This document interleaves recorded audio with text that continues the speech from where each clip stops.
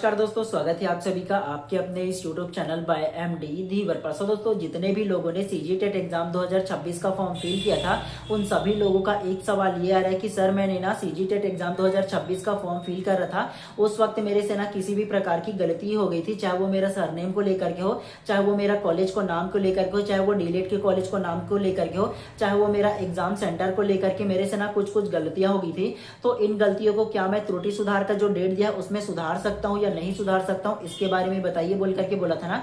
तो इन्हीं सब विषय पर ना हम लोग विस्तार पूर्वक इस वीडियो में चर्चा करेंगे और साथ में जानेंगे कि सबसे ज्यादा जो कैंडिडेट से गलतियां हुई है ना वो कॉलेज के नाम को लेकर के और पास आउट का जो डेट दिया है, जो ईयर दिया है, उसको लेकर के सबसे ज्यादा गलती हुआ है। तो इन्हीं गलतियों को ना आप लोगों को क्या क्या फील करना था इसके बारे में भी ना विस्तार पूर्वक हम लोग चर्चा करेंगे, ठीक है। सबसे पहले आप लोगों को बता दो, सीजीटेट एग्जाम 2026 का जो फॉर्म फिल करने का जो डेट था वो 11 नवंबर से लेकर के 8 दिसंबर तक की आप लोगों का फॉर्म फिल करने का डेट दिया था। और आप लोगों को पता होगा कि आज 8 दिसंबर है, मतलब सीजीटेट एग्जाम फॉर्म फिल करने का आज लास्ट डेट है। उसके अलावा 9 दिसंबर से लेकर के 11 दिसंबर तक की आप लोगों को ना सीजीटेट एग्जाम 2026 में फॉर्म फिल कर किए होंगे ना, तो उसमें किसी भी प्रकार की गलती हुई होगी तो उस गलती को सुधारने का डेट दिया है। तो वो तमाम कैंडिडेट ना 9 से लेकर के 11 तारीख तक की, मतलब 3 दिनों का ना जो डेट दिया है त्रुटि सुधार का, तो उस दिन आप लोग सुधार कर सकते हो और सभी प्रकार की जो त्रुटि होगी ना वो सारे के सारे त्रुटि सुधर जाएगा उस दिन।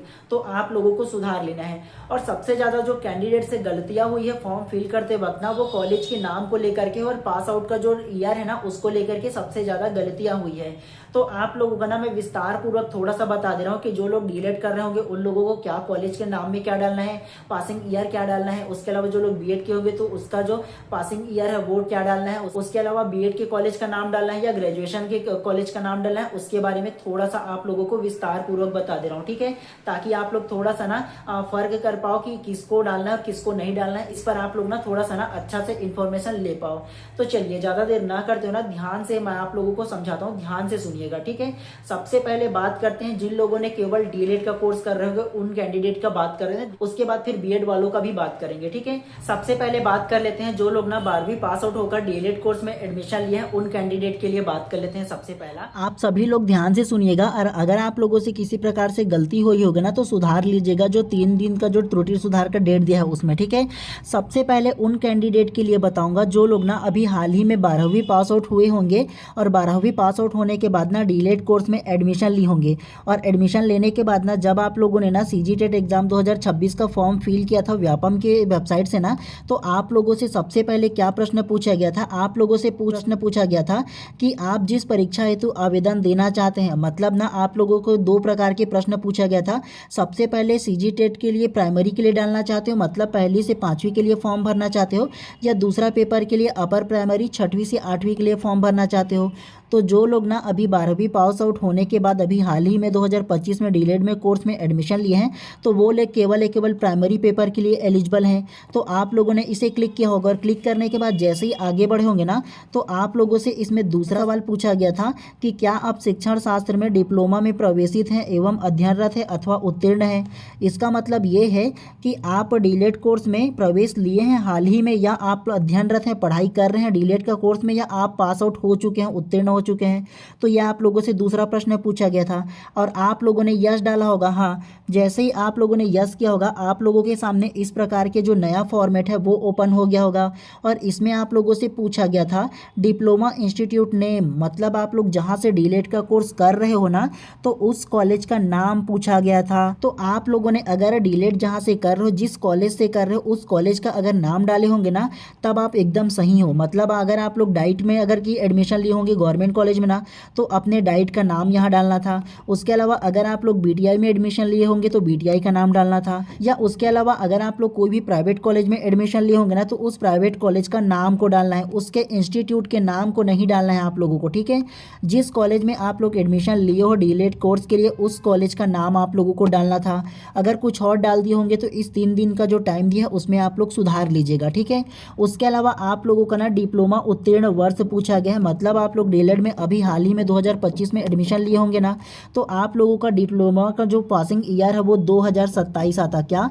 तो 2027 आप लोगों को क्या करना था, डालना था जो फॉर्म है उसमें। अगर कम डाले होंगे 2026 डाले होंगे या 2025 डाले होंगे ना, तो उसको आप लोग 3 दिन का जो त्रुटि सुधार का डेट दिया है ना, 9 दिसंबर से लेकर के 11 दिसंबर 3 दिन डेट दिया, उसमें आप लोग चेंज कर लीजिएगा, ठीक है। और उसके बाद जैसे ही ओके करके नीचे जाओगे ना, तो ये तो तमाम जो फॉर्मेट है आप सभी लोगों का नॉर्मल जो व्यापम का प्रोफाइल बना है उसमें ऐड था, तो इसके बाद आप लोगों को नहीं लगेगा, ठीक है।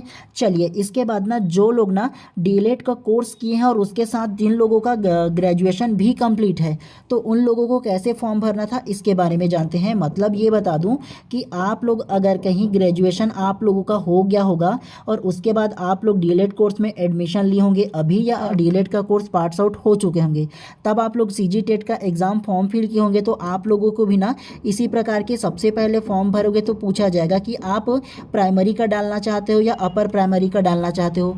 तो आप लोग दोनों के लिए अगर फॉर्म डालना चाहते हो तो ये जो प्राइमरी है उसमें भी क्लिक करना था और अपर प्राइमरी है उसमें भी क्लिक करना था, दोनों पेपर के लिए। जैसे ही आप लोग स्क्रॉल करके आगे आते हैं ना, तो आप लोगों से इस प्रकार की जो फॉर्मेट है वो ओपन होता। इसमें भी आप लोगों को ना सेम टू सेम डालना था, जो डीएलएड वाले डाले थे सेम आप लोगों को वही डालना था, ठीक है। आप लोगों से सबसे पहला क्वेश्चन पूछा जाता कि क्या आप शिक्षण शास्त्र डिप्लोमा में प्रवेशित अथवा अध्ययनरत है बोल करके, तो आप लोग यस करते, तो यस करोगे ना, तो आप लोगों से ये क्वेश्चन पूछा जाता कि डिप्लोमा इंस्टीट्यूट नेम, मतलब आप लोग जहाँ से डीएलएड करो ना उस डीएलएड कॉलेज का आप लोगों का नाम डालना था। उसके अलावा जो पासिंग ईयर है वो डालना था। अगर अभी एडमिशन लियो तो 2027 डालिए, अगर फर्स्ट ईयर में होंगे ना तो भी 2027 आएगा, सेकंड ईयर में होंगे तो 2026 आएगा, और पास आउट हो गए होंगे तो 2000 जिस ईयर में आप लोग ना पास आउट हुए होंगे उसका नाम डालते। उसके बाद ना जैसे ही आप लोग नीचे स्क्रॉल और करते ना, तो एक नया फॉर्मेट और आता आप लोगों के सामने। इस प्रकार से एक नया फॉर्मेट और आप लोगों के सामने आता, उसमें आप लोगों से पूछा जाता आपके ग्रेजुएशन इंस्टीट्यूट का नाम क्या है, ये पूछा जाता। तो जहाँ से आप लोगों ने ना ग्रेजुएशन कंप्लीट किया है, कॉलेज किया है ना, तो उस ग्रेजुएशन इंस्टीट्यूट मतलब उस कॉलेज का नाम आप लोगों को यहाँ डालना है। और जहाँ से आप लोगों ने ना पास आउट किया है ना, मतलब कौन से साल में पास आउट किया है वो जो ग्रेजुएशन है उसको, तो उस पास आउट का आप लोगों का साल को डालना है। तो इस प्रकार से आप लोगों का ना दो फॉर्मेट अलग अलग आता। जो लोग ना ग्रेजुएशन के बाद डीएलएड कर रहे हैं ना, तो उन लोगों को इस प्रकार की फॉर्मेट जो है वो फिल करना था। अगर आप लोगों ने कोई और फिल किया हो ना तो चेंज करा लीजिएगा आप लोग, ठीक है। तो डीएलएड प्लस ग्रेजुएशन के बाद ना आप लोगों को इस प्रकार की फॉर्म फिल करना था। किसी प्रकार की अगर त्रुटि हो तो आप लोग देख लीजिएगा, उसके अनुसार चेंज कर लीजिएगा। चलिए, उसके बाद ना जिन लोगों ने केवल बीएड का कोर्स किया है उन लोगों को सीजी टेट का फॉर्म कैसे फिल करना था इसके बारे में थोड़ा सा जान लेते हैं। सबसे पहले आप लोगों ने ना फॉर्म के लिए अप्लाई किए होंगे, तो आप लोगों के पास इस प्रकार से दो ऑप्शन आया होगा, और इसमें से आप लोगों को केवल ना अपर प्राइमरी का मतलब जो 6वीं से 8वीं के लिए जो है ना टेट एग्जाम ना, तो उसके लिए क्लिक करना था। तो आप लोगों ने इसी को क्लिक किया होगा। उसके बाद जैसे ही आप लोगों ने नीचे में स्क्रॉल किया होगा तो इस प्रकार का जो फॉर्मेट है वो ओपन हुआ होगा। इसमें आप लोगों से पूछा गया था कि क्या आप शिक्षण शास्त्र में डिग्री डिप्लोमा में प्रवेश एवं अध्ययनरत है, मतलब आप लोगों ने बीएड में एडमिशन लिया है या एडमिशन लेकर के पढ़ रहे हो या उत्तीर्ण हो चुके हो, ये पूछा गया था। आप लोगों ने यस किया होगा। और उसके बाद आप लोगों से सीधा सीधा ये सवाल पूछा गया होगा ग्रेजुएशन इंस्टीट्यूट नेम। इसी में सबसे ज़्यादा कन्फ्यूज़ हुए होंगे आप लोग। कन्फ्यूज़ क्या था, इसमें ये सवाल आ रहा था कि हम लोग ना अपना जहाँ से जिस कॉलेज से बीएड किए हैं उसका नाम डालें, या जहाँ से हम लोग ग्रेजुएशन किए मतलब जहाँ से कॉलेज किए हैं उसका नाम डालें।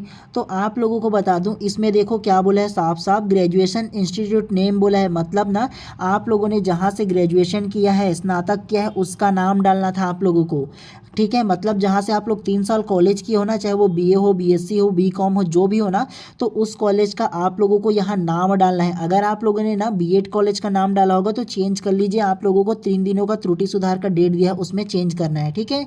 तो आप लोग जहाँ से ना ग्रेजुएशन किए हो उस कॉलेज का नाम यहाँ डालना है, और ग्रेजुएशन जब आप लोग पास हुए, जिस साल पास आउट हुए, उस पास आउट ईयर को डालना है आप लोगों को यहाँ, ठीक है। तो ये चीज़ आप लोगों को करना है। आप लोगों के मन में ये सवाल भी आ सकता है कि हम लोगों ने तो बीएड किया तो बीएड के कॉलेज को नाम डालना चाहिए ना, एलिजिबिलिटी तो बीएड है ना, ये सवाल आ सकते हैं आप लोगों को। तो मैं आप लोगों को बता दूं, केवल आप लोगों से ये पूछा गया था, इसमें आप इसमें डिप्लोमा या डिग्री धारी है या नहीं, आप लोगों से ये पूछा गया था, मतलब बीएड किए हो या नहीं ये पूछा गया था। और अगर आप लोगों ने यस कर दिया ना तो वो मान लिया गया कि आप बीएड कर रहे हो या कर चुके हो, ये मान लिया गया। लेकिन अगर upper primary CG TET exam के लिए जो योग्यता है ना, वो ग्रेजुएशन के साथ बीएड कंप्लीट होना चाहिए, बीएड में एडमिशन होना चाहिए, ये बोला गया था ना। तो सबसे बड़ा जो योग्यता है ना वो ग्रेजुएशन कंप्लीट होना चाहिए, ये बोला गया। तो इसमें ग्रेजुएशन इंस्टीट्यूट का नेम डालना है, मतलब ग्रेजुएशन कॉलेज का नाम डालना है, ठीक है।